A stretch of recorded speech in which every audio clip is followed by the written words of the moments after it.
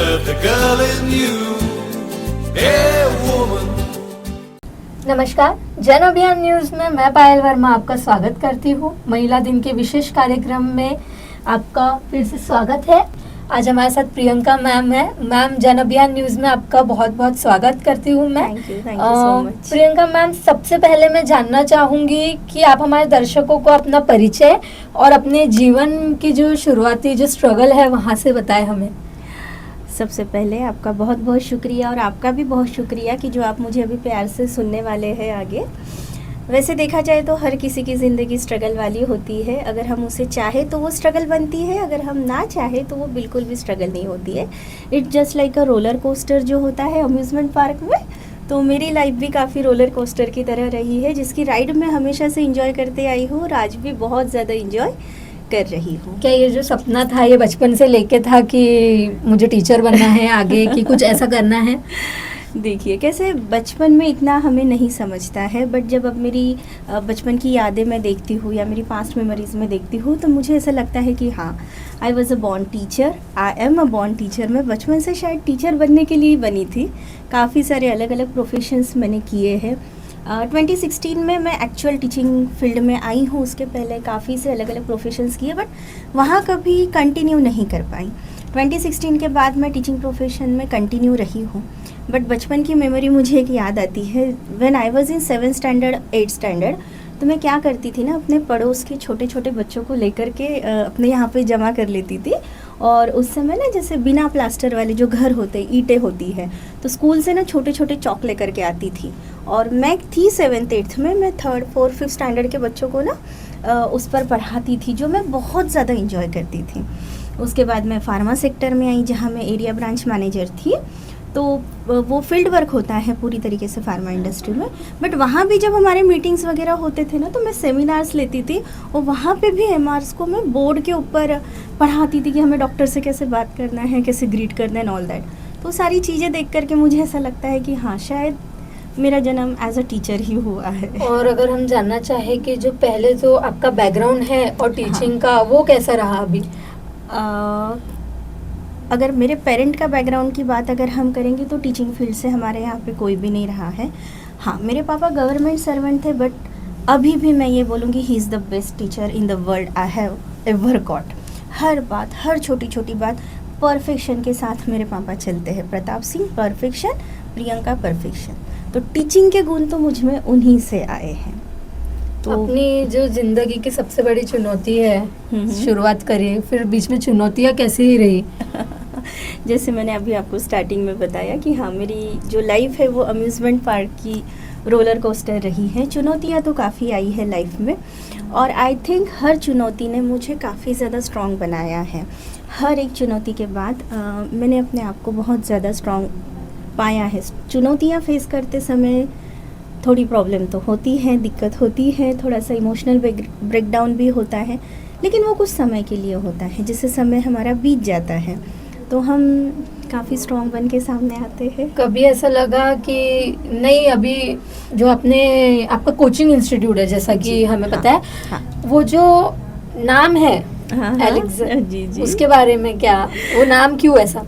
Actually it's elixir coaching classes. काफ़ी लोगों को उसे नाम प्रोनाउंसिएट करने में दिक्कत जाती है। जब मैंने कोचिंग इंस्टीट्यूट स्टार्ट किया था तो उसके पीछे भी काफ़ी एक अच्छी कहानी है, जो मैं आगे शेयर करूँगी आपके साथ डेफिनेटली, कि मैंने क्यों वो इंस्टीट्यूट स्टार्ट किया।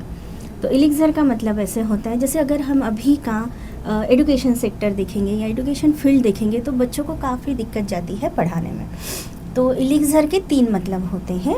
एक होता है उसका मतलब संजीवनी, जो हनुमान जी संजीवनी बूटी लेकर के आए थे, लक्ष्मण जी मूर्छित हुए थे उस समय। दूसरा मतलब होता है उसका अमृत, और तीसरा मतलब होता है उसका पारसमणि, जिससे हम किसी चीज़ को छूते हैं तो वो चीज़ गोल्ड बन जाती है। तो संजीवनी हमारा नाम इसीलिए है एलिक्सर में कि बच्चे जब हमारे पास आते हैं तब उनका बेसिक बहुत पुअर होता है।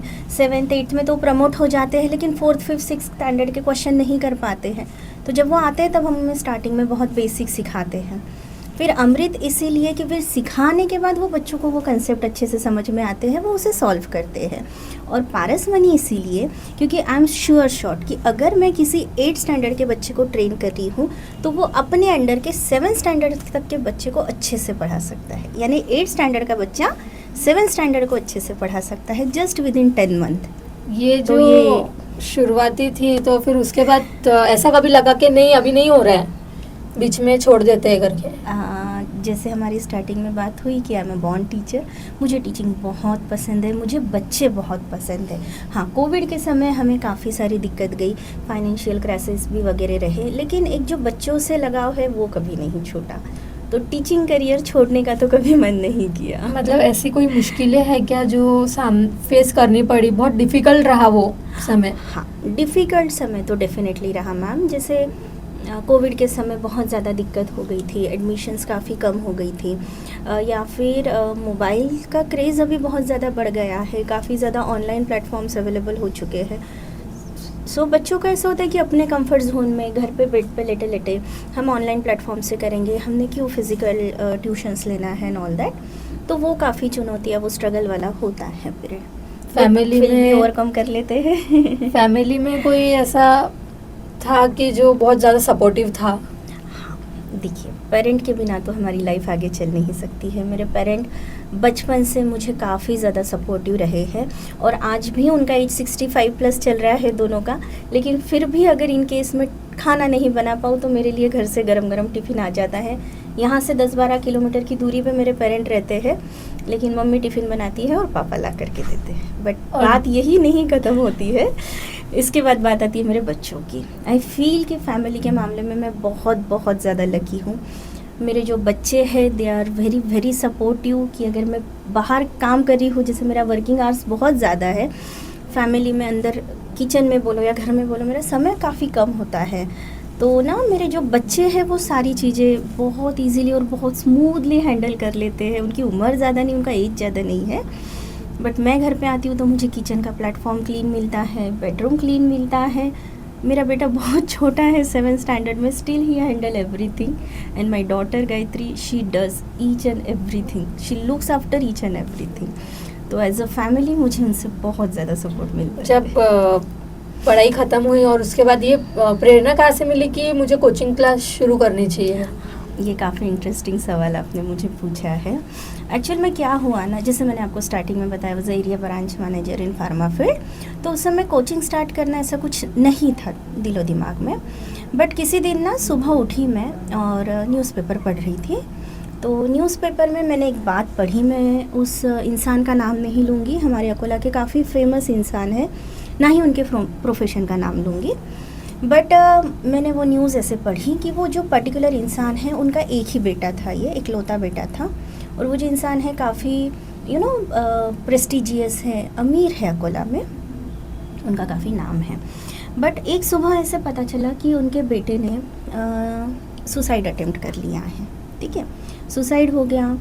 वो MBBS पढ़ रहा था, MBBS के आई गेस फर्स्ट ईयर वो कंप्लीट कर चुका था, एंड आई वाज शॉक्ड कि सिंगल बेटा है, मम्मी पापा वेल एडुकेटेड है, वेल क्वालिफाइड है, काफ़ी अच्छे फैमिली को बिलोंग करते हैं, और वो बच्चे ने सुसाइड अटेम्प्ट कर लिया। ऐसा क्या हुआ, क्यों हुआ, क्यों वो बेटे ने सुसाइड किया, क्यों अपने पेरेंट्स से प्रॉब्लम नहीं शेयर किया, क्यों उसकी लाइफ में कोई ऐसा नहीं था कि जिससे वो प्रॉब्लम शेयर कर सके। ऐसा क्या हुआ होगा कि अपनी करियर की प्रॉब्लम को फेस करने से आसान उसे अपनी जान देना हो गया। सो आई थॉट कि हर घर में जाके तो मैं हर बच्चे से पूछ नहीं सकती हूँ कि बेटा आपको क्या दिक्कत है, क्या प्रॉब्लम है। सो आई वाज थिंकिंग कि ऐसी कोई प्लेटफॉर्म हो कि जहाँ वो बच्चा आए और मुझसे इंटरेक्ट करे, लेकिन हम ऐसी कोई एडवर्टाइज़ भी नहीं कर सकते कि आइए हम आपकी बातें सुनेंगे, आप अपनी बातें हमसे शेयर कीजिए, कोई पेरेंट आने भी नहीं देंगे। सो इट वाज लाइक कि चलो कोचिंग स्टार्ट करते हैं। और फिर कोचिंग तो स्टार्ट करना एक बहाना था कि जहाँ हम पढ़ा रहे हैं और बच्चा रोज़ हमारी कांटेक्ट में है, लेकिन वहाँ बच्चे ना बाद में धीरे धीरे अपनी बातें शेयर करने लगते हैं, और मेरे पास बहुत सी ऐसी बातें होती हैं जो पेरेंट को भी नहीं पता होती है। बच्चों का एक एज ऐसा होता है कि जहाँ उन्हें प्रॉपर गाइडेंस की ज़रूरत है, अगर वो नहीं मिल रही है तो उनके एज ग्रुप के जो बच्चे हैं वो जो बताते हैं ना उसको सच मानते हैं और काफ़ी समय गलत ट्रैक पे चले जाते हैं। आज मुझे इस फील्ड में ऑलमोस्ट 10 साल हो गए हैं और मैं प्राउडली ये बात बताना चाहूँगी कि अगर पर ईयर मेरे अंडर 200 बच्चे होते हैं तो 200 बच्चों में से 190 बच्चे मेरे साथ अपनी प्रॉब्लम शेयर करते हैं और भगवान की ब्लेसिंग्स के साथ, गॉड की ब्लेसिंग्स के साथ मैं उन्हें जो भी गाइडेंस देती हूँ वो सच में उसे अपनाते हैं। क्यों? क्योंकि 10 साल पहले की जो मेरी बैचेस रही हैं वो बच्चों के फ़ोन मैसेजेस मुझे आज भी आते हैं। दे आर लाइक कि मैम हम उस समय काफ़ी छोटे थे बट आपके वो जो 1-2 वर्ड्स हमारे कानों में गूंजते हैं ना वो आज भी गूंजते हैं। हमारी लाइफ में हम जब पीछे जाने लगते हैं ना तो वी ऑलवेज थिंक कि अभी प्रियंका मैम होते तो क्या गाइड करते, और हम उसे याद करते हैं और आज हम आगे बढ़ते हैं। सो आई वाज लाइक कि नहीं पूरी दुनिया, लेकिन जिन बच्चों की हेल्प मैं कर पाई हूँ वो मेरे लिए बहुत ज़्यादा है। कभी ऐसा टीचर से तो हम सीखते ही है, पर टीचर ने बच्चों से क्या सीखा? हाँ, टीचर ने बच्चों से क्या सीखा, बहुत अच्छा सवाल है। बहुत कुछ मैंने मेरे बच्चों से सीखा है, मैं आज भी उनसे सीखती हूँ, लेकिन जो सबसे बड़ी बात मैंने अपने बच्चों से सीखी है दैट इज़ लेट गो, जाने दो। किसी भी चीज़ को आप पकड़ के मत रखो, किसी भी चीज़ का गुस्सा आप मत पकड़ के रखो। हम जैसे उम्र में बड़े होते जाते हैं ना, हमारा गुस्सा, हमारा ईगो, हमारा एटीट्यूड उम्र के साथ बढ़ते चला जाता है। उसने मुझे ऐसा क्यों बोला, फिर अब मैं बात नहीं करूँगी, फिर कहीं पे ना कहीं पे एक साइलेंट वॉर हमारे बीच में शुरू हो जाता है। हम बात नहीं करते हैं एक दूसरे के साथ, फिर कॉलीग्स हो या कभी कभी फैमिली में या रिलेटिव्स में हो जाता है, कभी नेबर्स के साथ हो जाता है। बच्चों के साथ मैंने ऑब्जर्व किया, आप उन्हें सुबह डांटो, ट्यूशन छुट्टे समय वो आपको बाय बोलेंगे अच्छे से, और दूसरे दिन आते से गुड मॉर्निंग मैम कैसे हो। वो अपने साथ कोई ग्रीफ लेकर के नहीं चलते हैं, वो अपने दिल में किसी के लिए गुस्सा लेकर के नहीं चलते। 2 चमाट भी आप लगा दो ना तो भी आते समय हाँ मैम मैंने होमवर्क करके लाया। सो ये जो लेट गो वाला नेचर है ना बच्चों का, वो बहुत प्यारा है, और एक पॉजिटिव एनर्जी जो बच्चों से मिलती है वो आज पैसे देके भी नहीं मिल सकती। टीचिंग के दौरान जैसे कि बहुत सारे चैलेंजेस आए होंगे, हाँ। बहुत बार ऐसा मुश्किलें आई होंगी बीच में जी। कभी ना कभी। मुश्किलें तो होती है पायल, देखिए कैसे होता है, आजकल मोबाइल, एक जो मैंने आपको बात बताई, सोशल मीडिया में बहुत ज़्यादा बच्चे अपने आप को एंगेज करते जा रहे हैं, तो उन्हें पढ़ाई की मेन स्ट्रीम में लाना ये तो सबसे बड़ा चैलेंज हमारे सामने आ चुका है। और दूसरा एक सबसे बड़ा प्रॉब्लम ऐसा हो गया है, over pampering by the parent. आजकल पेरेंट क्या कर रहे हैं ना, जो हमें बचपन में नहीं मिला वो सब हमने हमारे बच्चों को देना चाहिए। सही सोच है पेरेंट की, बहुत अच्छी सोच है कि मैं तो बचपन में लाइक साइकिल से स्कूल जाता था, तू ईवी से जा, मेरे पास तो एक ही बैग होती थी, मैं तुझे 2 अलग अलग बैग दिलाऊंगा। मेरे पापा तो एक पेंसिल लेते थे, एक पेंसिल मुझे महीना भर चलाना पड़ती थी, मैं तुझे बॉक्स की बॉक्स लेके दूंगा। तो पेरेंट अपने बच्चों से प्यार करते हैं, लेकिन ये प्यार कहीं ना कहीं बहुत ज़्यादा हो चुका है। उस ओवर पैम्परिंग की वजह से बच्चों को पढ़ाई का इम्पोर्टेंस नहीं रह रहा है, पेरेंट की मेहनत का इम्पोर्टेंस नहीं रह रहा है, पेरेंट के पैसों का इम्पोर्टेंस नहीं रह रहा है। ये चैलेंज हमें काफ़ी फेस करना होता है। एक ऐसा होता है कि कहीं ना कहीं लाइफ में एक इमोशनल स्टोरी या कुछ हो जाती है, अगर आप हमारे साथ अगर शेयर करती है तो। देखिए, इमोशनल स्टोरीज़ तो मेरी लाइफ में बहुत ज़्यादा है, अगर वो शेयर करने बैठ जाए तो शायद हमारा पॉडकास्ट बहुत लंबा चल जाएगा। I will share it you back of the camera definitely. और जैसे वुमेन्स डे पे जो बाकी महिलाएं हैं उनको आप एक महिला टीचर होने के नाते क्या बताना चाहेंगी? जो बाकी वुमेन्स हैं उनको क्या आप कहना चाहेंगे? देखिए, मेरी नज़र में हर एक वुमेन अपने आप में काफ़ी स्ट्रॉन्ग है, because women are identified as multi talented. जो खासियत, जो ब्लेसिंग्स गॉड ने हमें दी है वो हर किसी के पास में नहीं है। हम किचन में होती हैं, किचन में हम रोटी बना रहे होते हैं, उसी समय कुकर की सीटी कितनी हुई है, बच्चे ने पढ़ाई करते समय क्या आवाज़ दी है, और गेट पे कौन आया है, ये 4-5 चीज़ें हम एट ए टाइम हैंडल कर सकते हैं। तो जब हम ये सब कुछ कर सकते हैं तो हमने अपने आप को अंडर एस्टिमेट क्यों करना चाहिए? सोसाइटी में काफ़ी बार ऐसे होता है, अगर कोई बहू है या बेटी है तो उन्हें ये या बीवी है तो ऐसे सेंटेंसेस होते हैं, तू नहीं कर सकती, मैं कर लूँगा, रहने दे, बाहर का तेरे बस का काम नहीं है, मैं कर लूँगा।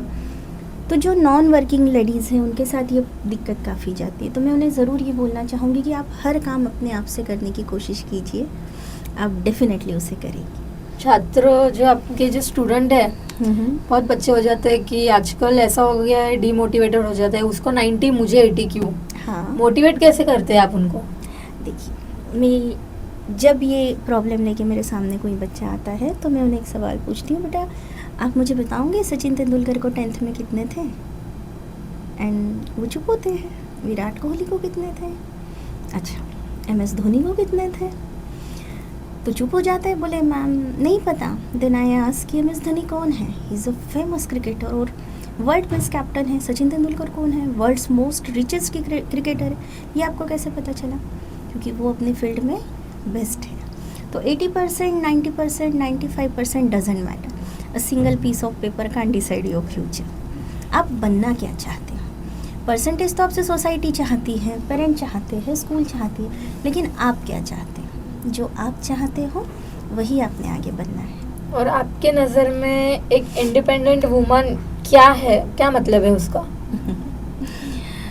इंडिपेंडेंट वुमन वो है जो अपनी शर्तों पे अपनी ज़िंदगी जीती है, बशर्ते वो शर्तें ऐसी हों जिससे किसी को हार्म ना पहुँचे, जिससे किसी को चोट ना पहुँचे।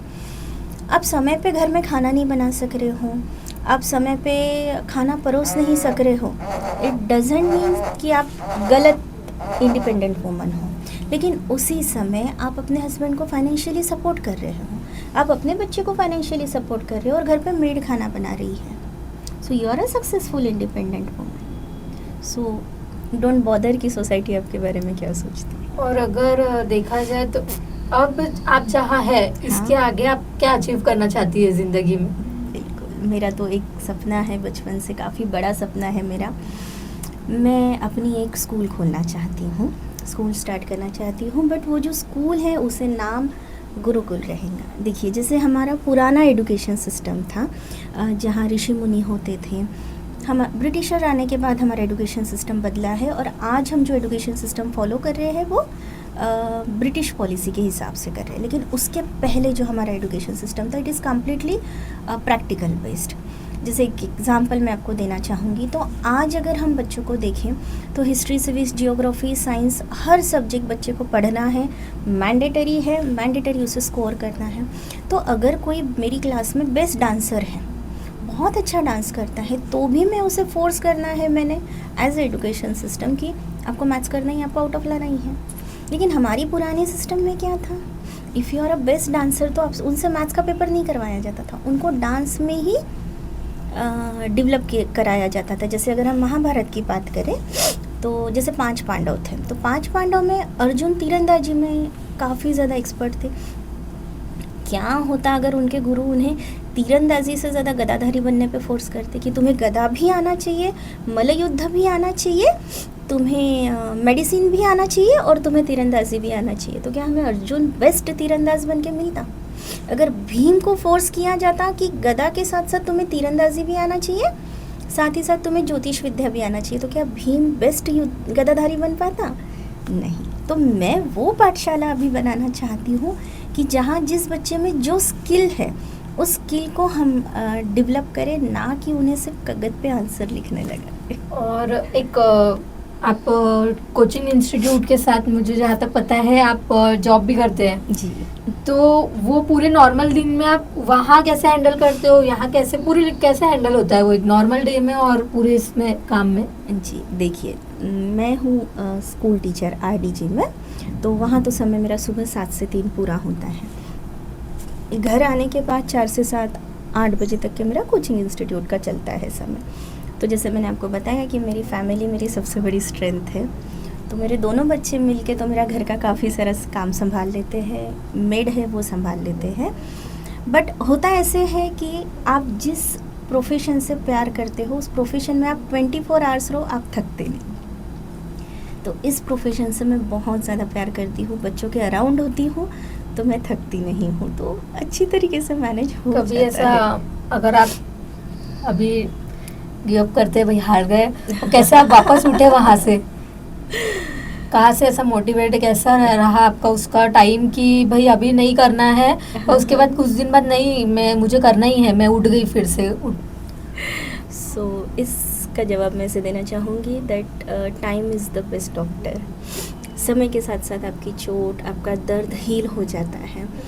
इतना होता है कि आपको पेशेंस रखना होते हैं। मेरा एक मंत्र है जिसे मैं 101 गोल्डन रूल बोलती हूँ। मेरा पर्सनल है वो 101 गोल्डन रूल।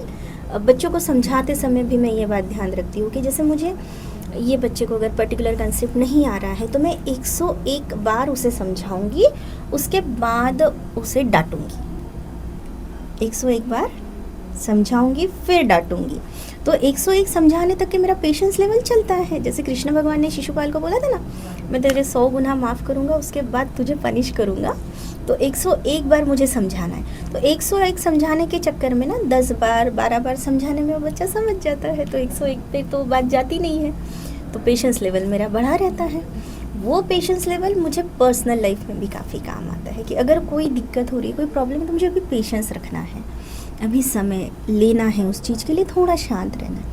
एक बार वो समय निकल जाता है ना तो चोट भर जाती है और हम फिर से उसी एनर्जी के साथ लौट आते हैं। आज पीछे मुड़कर देखती है तो कैसा है वो कठिन समय जो आपने पार करके आए आप? हाँ, पीछे मुड़कर देखे तो कैसा लगता है सफ़र? बहुत खुशी होती है क्योंकि पिछली लाइफ काफ़ी स्ट्रगल वाली रही है, काफ़ी अप्स एंड डाउन्स रहे हैं। लेकिन आज जब पीछे मुड़ कर के देखती हूँ तो बहुत ज़्यादा खुशी होती कि अरे वाह, हमने ये भी फेस किया है। अच्छा, मैंने ये भी प्रॉब्लम फेस किया हुआ है, ये भी चैलेंज फेस किया हुआ है। और ये सब करते करते गॉड ग्रेस मैं यहाँ पहुँची हूँ, क्योंकि मैं ये दिल से मानती हूँ कि ऊपर वाले की मर्ज़ी के बिना एक पत्ता भी नहीं हिल सकता। तो मेरी लाइफ की जो भी जर्नी है सब में वो चलाता है, मुझे बस पेशेंस के साथ चलना है। इतने करियर में कभी कोई सेक्रीफाइस पूरे लाइफ में?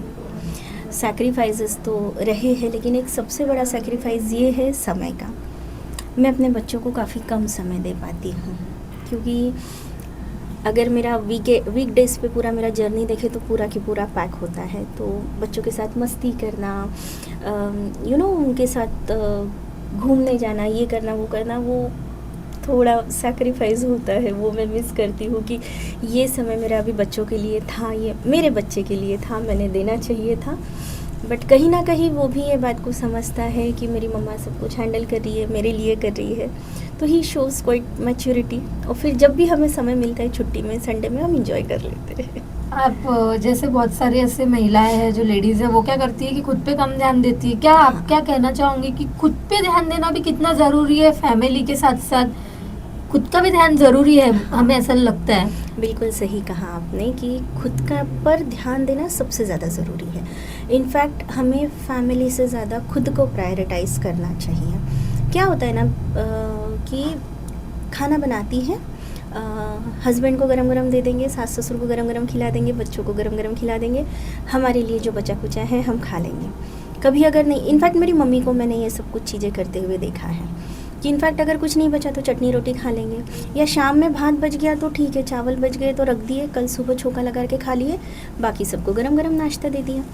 आज जब मम्मी 65 प्लस है और उस समय जो हेल्थ के साथ उसने कॉम्प्रोमाइज़ किया था, आज उसके सारे के सारे हेल्थ इश्यूज़ दिखाई दे रहे हैं। और आज ये हेल्थ इश्यूज़ दिखाई दे रहे हैं तो आज जिनको उसने गरम गरम खाना खिलाया था, क्या वो पलट करके गरम गरम खाना खिला पा रहे हैं? नहीं खिला पा रहे। तो फैमिली के साथ साथ खुद को भी प्रायोरिटी देना बहुत ज़्यादा ज़रूरी है। और मैं एक लास्ट क्वेश्चन पूछना चाहूँगी कि जब जैसे ये पूरी जो जर्नी हम आपकी देखते हैं, हाँ, इसमें सबसे बड़ा लेसन क्या है अभी तक का? एक लेसन होता है जो हम सीखते हैं, दूसरा तो सीखते हैं, पर खुद के लाइफ से भी कहीं ना कहीं एक लेसन हमें। सबसे बड़ा लेसन जो मैं हमेशा अपने बच्चों को देती हूँ, मेरे बच्चे भी उसे फॉलो करते हैं। जैसे मैंने आपको बताया कि मेरे जो 10 साल पुराने, 8 साल पुराने, 6 साल पुराने बच्चे हैं, उनके अभी भी मुझे कॉल और मैसेजेस आते हैं।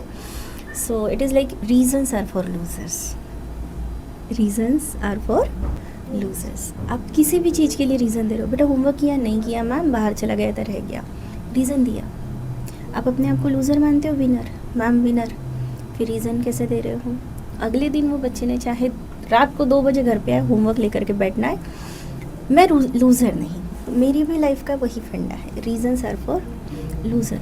मैं सुबह उठ के वॉक के लिए नहीं जा पा रही हूँ, होता है कभी कभी। कोविड के बाद मेरी तबीयत काफ़ी ख़राब हो गई थी, तो वॉक पे नहीं जा पा रही हूँ। क्यों प्रियंका, लूज़र हो? रीज़न दे रहे हो कि आज उठ नहीं पाऊँगी, पैर दुख रहे हो? नहीं नहीं, लूज़र नहीं हूँ, विनर हूँ। खुद से बातें करना है। So reason are for loser. तो अपने आप को लूज़र मानते हो तो दीजिए रीज़न। नहीं, मुझे नहीं मानना है रीज़न, अपने आप को नहीं मानना है लूज़र, तो रीज़न नहीं देना है फिर। और ये एक बात होती है जो हमेशा आगे बढ़ने के लिए मोटिवेट वुमेन्स के लिए कोई और मैसेज, इस वुमेन्स डे का जो स्पेशल पॉडकास्ट हमने लिया है इंटरव्यू, उस पर उनके लिए कोई मैसेज है आपकी तरफ से? हाँ, डेफिनेटली मैं अपनी महिला दोस्तों से ज़रूर ये शेयर करना चाहूँगी कि इट्स अ प्रिविलेज कि 8 मार्च हमारे लिए वुमेन डे करके मनाया जाता है, बट आई फील कि 365 days is a women day, because हमारे बिना तो किसी की गाड़ी चलना है नहीं। वी आर दी बेस्ट, यही मैसेज मैं आपको देना चाहूँगी कि एज अ फीमेल मैं बहुत अपने आप को खुशनसीब मानती हूँ कि भगवान ने मुझे एक लेडीज़ का जन्म दिया हुआ है, एक फ़ीमेल बना करके पैदा किया है। क्योंकि जो ताकत हमारे पास है, जो हम सारे इमोशंस हैंडल कर सकते हैं, ये कोई और नहीं कर सकता। और सबसे बड़ा सुख होता है हमारे पास कि हम माँ बन सकते हैं। तो बच्चे हमारे लाइफ का ब्लेसिंग होते हैं। तो अब वुमन बन के हमने जन्म लिया है तो हमें डेफिनेटली उसे एंजॉय करना चाहिए और पूरी तरीके से एंजॉय करना चाहिए। थैंक यू मैम, आपने अपना कीमती समय हमें दिया और इतनी अच्छी जानकारी दी। तो दर्शकों, आपने देखा कि जो सीखने की बात है, स्ट्रगल हर किसी के लाइफ में होता है, उतार चढ़ाव हर किसी के लाइफ में होते हैं, हमें बस उन्हें हैंडल करते जाना है और उनसे सीखना है। आशा करती हूँ कि आज के हमारे इस खास इंटरव्यू के दौरान आपने हमारे खास मेहमान से बहुत कुछ सीखा होगा। इसी के साथ अगले नेक्स्ट पार्ट में फिर मिलते हैं। देखते रहिए।